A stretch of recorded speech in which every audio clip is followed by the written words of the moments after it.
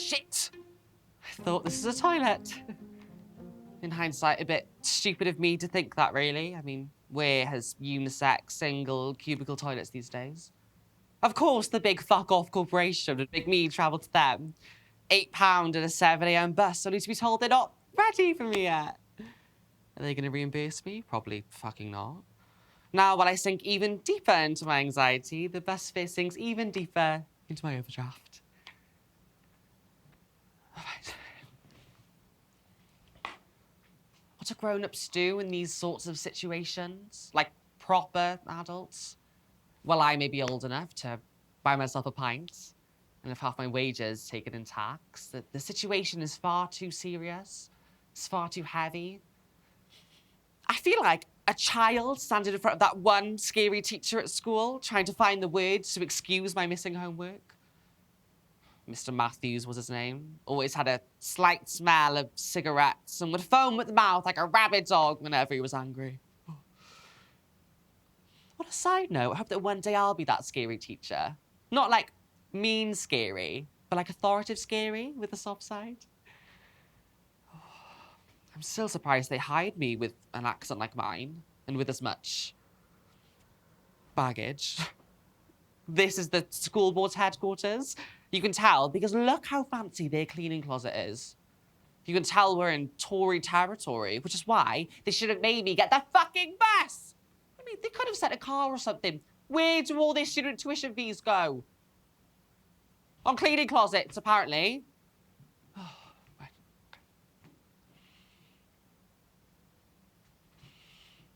17. I shouldn't complain about taking the bus. It's shared time, really. It can sometimes be the only time we get for reflection, to watch the outside world roll by. I often don't want to get off the bus, not just because it's cold out, but because it keeps me contained from the outside world.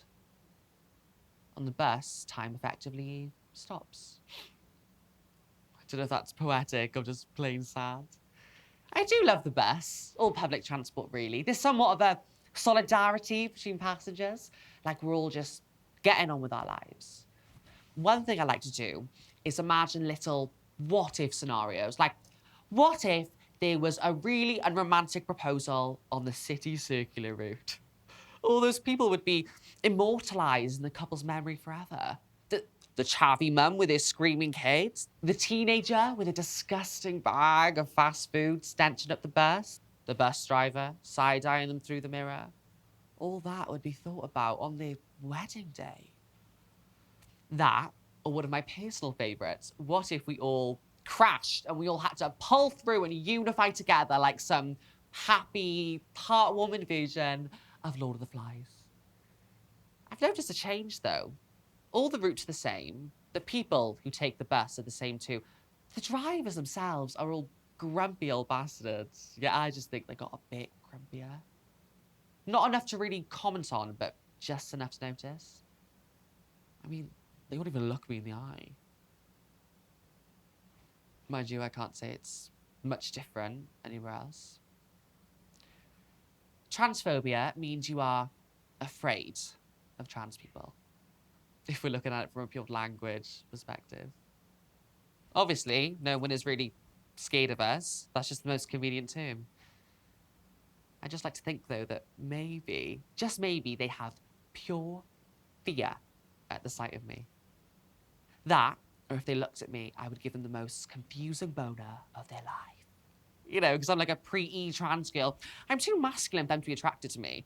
I'm highlighting their insecurities, the things they don't tell their wives. 12.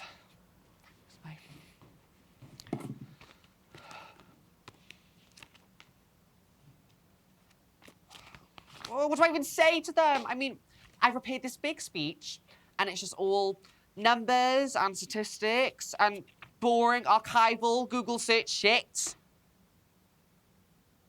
And I'm talking to myself. As if a poor, boring presentation wasn't bad enough, it's going to be by the crazy lady who talks to mops. Great first impression, Lila.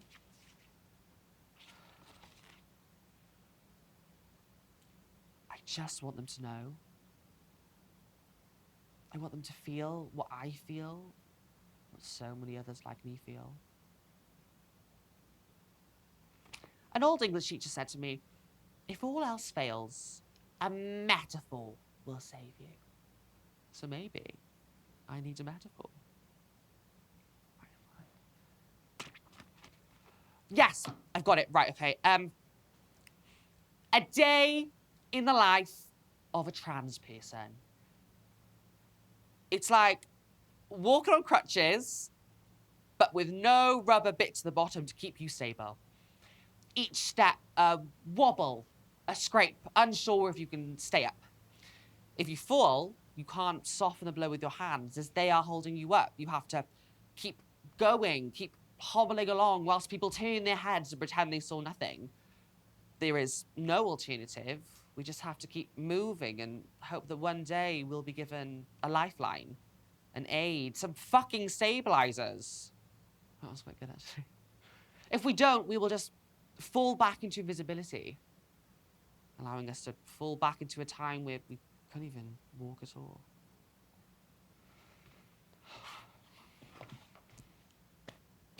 And now I need to pee again. Brilliant.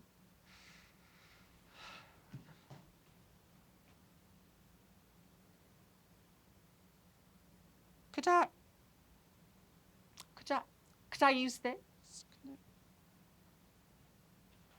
Oh, Christ, Lila, not even you can be that depraved. 10. Usually, I am tactical, and I try to go before I leave the house. When I do have to go in public, I have one sole image in my mind. An animated dog hunched over in desperation, pacing between two doors, waiting for one to open, with comically large sweat drops flying off its head, whilst going a deep vermilion red. Obviously, I know this isn't exactly how this is. Trans people are in fact not cartoon dogs. Yeah, it's still a coin toss.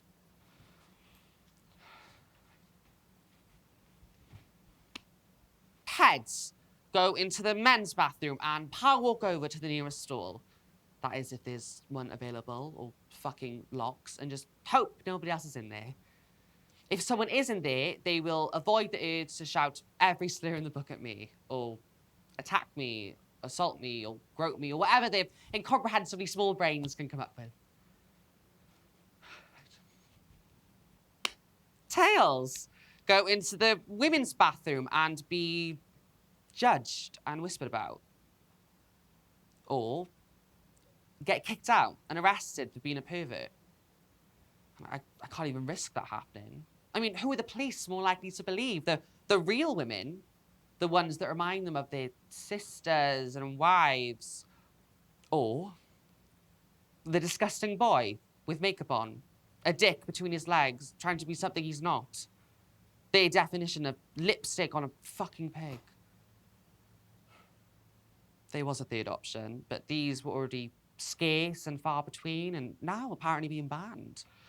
The Holy Grail, the gender-neutral toilets. The Tories want to get rid of these, even though they want to ban trans women from gendered communal spaces. I mean, they're getting rid of the solution that will not only aid themselves by fixing the problem that they created. 17.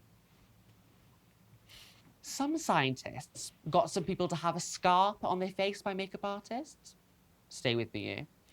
They never saw the scar. They never knew what it looked like or anything. They got them to go out into a hospital ward and interact with patients and see how they'd respond to them and the scar.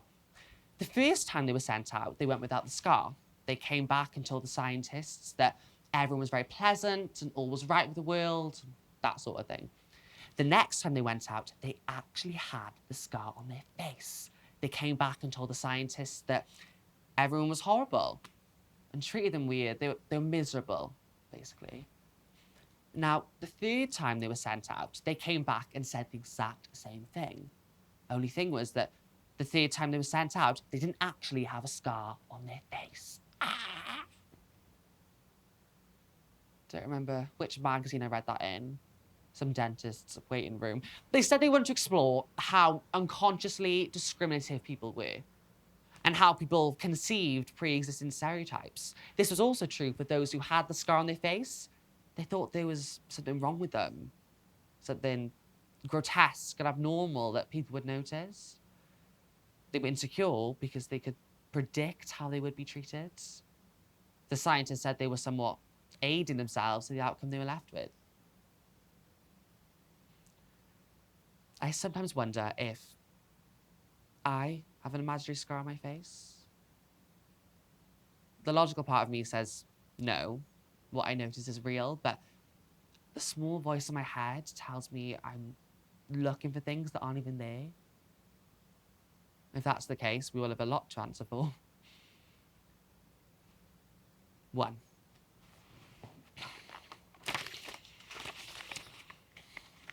I'm here today over a fight I never wanted.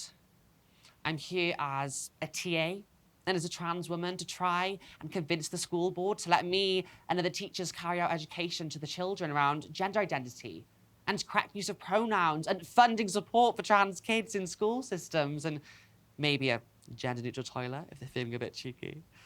If we can educate those who carry the most influence, those that we will leave the world to when we're gone, we will live in a much brighter world. It's a suicide mission for someone like me, especially because the board is just all mediocre, Viagra-taking, Thatcher-loving, carbon-copied, balding, middle-aged white men. They're the people that me and other trans people fear the most because they carry the most influence. And with them having money, it basically makes them invincible and they conduct themselves in any way they see fit.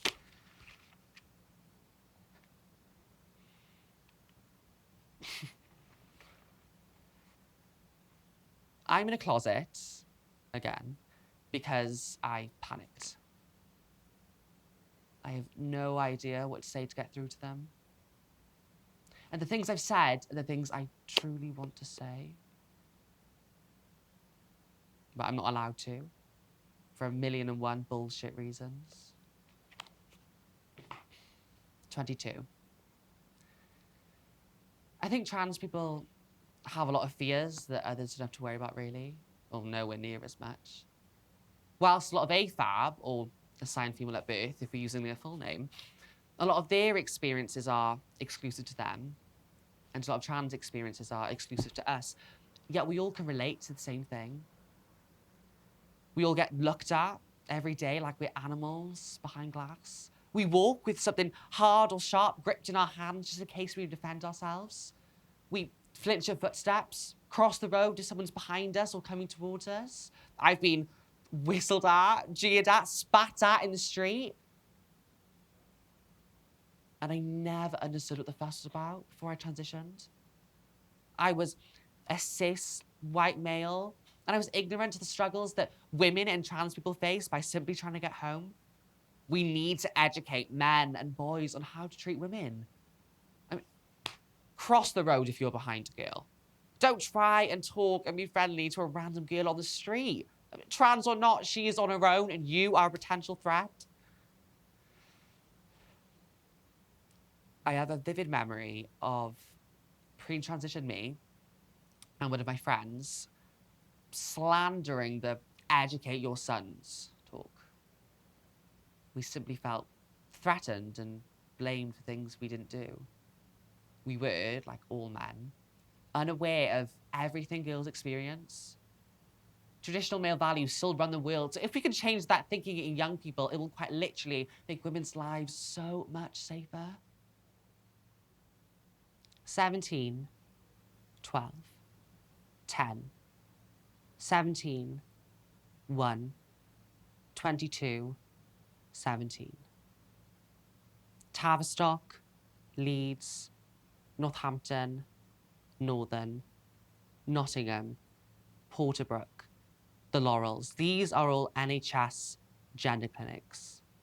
Each number represents the waiting times to be admitted into one of those clinics. These are not weeks. They are not months.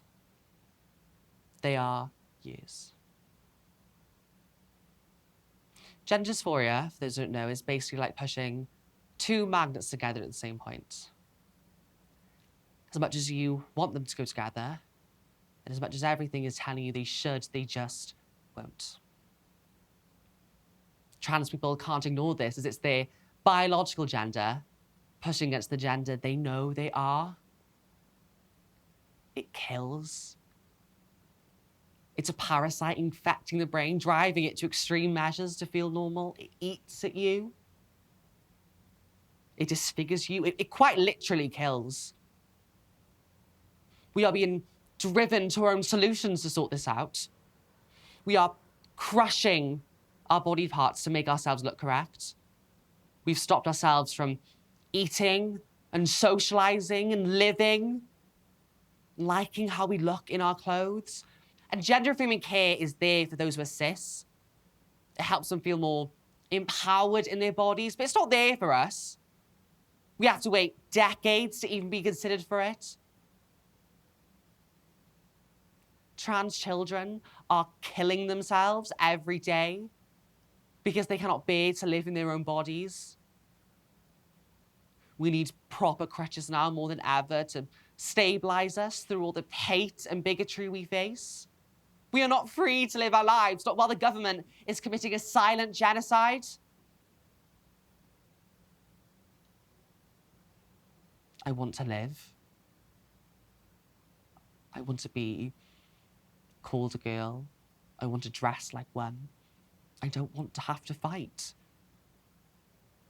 I don't want to be responsible for fighting for not only for my rights, but for decent support for my students. I'm too young for this fight. A fight I didn't ask for, but was still constricted to. We need to stop the heartache, stop blood from being spilled. I've been here too long.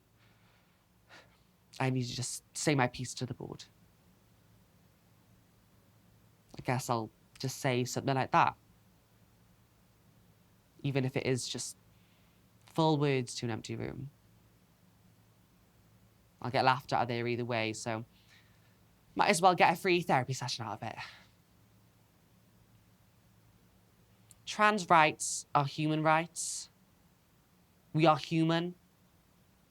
Let us be free. Right. One last time. Heads. Well, wish me luck. Can't do a presentation on a full bladder. Never thought I'd be coming out the closet again, to be honest. Quite nostalgic, really.